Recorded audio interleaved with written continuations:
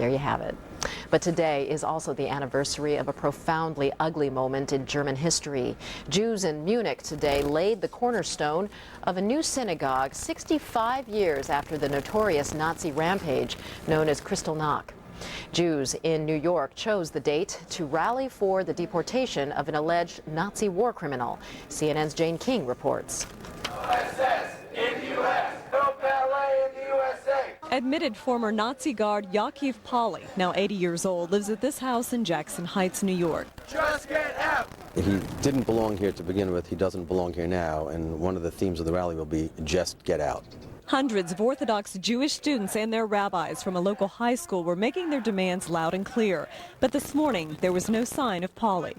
Pauli came to the U.S. from the Ukraine more than 45 years ago. 2 years later, he got married at this Ukrainian church in New York. He has no children.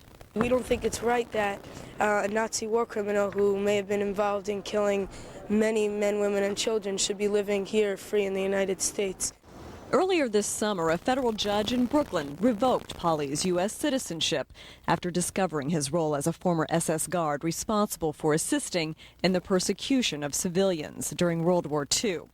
Next week, the Justice Department will begin the deportation proceedings against him. I talked to Pauli on the phone, but he refused to go on camera. He told me he was forced to train as a Nazi guard at the age of 18.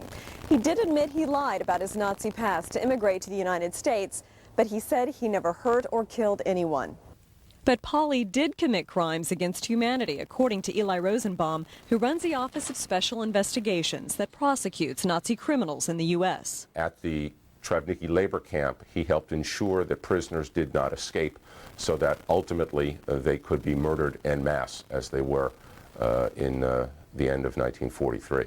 Rosenbaum said Pauli's case is just one of 22 nationwide his office is litigating this year. Altogether, 8 U.S. citizens, including Pauli, face deportation by year's end. Today's rally is timed to commemorate the 65th anniversary of Kristallnacht, when synagogue and Jewish shop windows in Germany were broken and the buildings burnt. Pauli says he has no plans to appeal. If the government wants to deport him, they'll have to kill him at his home. Jane King, CNN, New York. Arnold Schwarzenegger becomes the governor of California in about a week. Will he have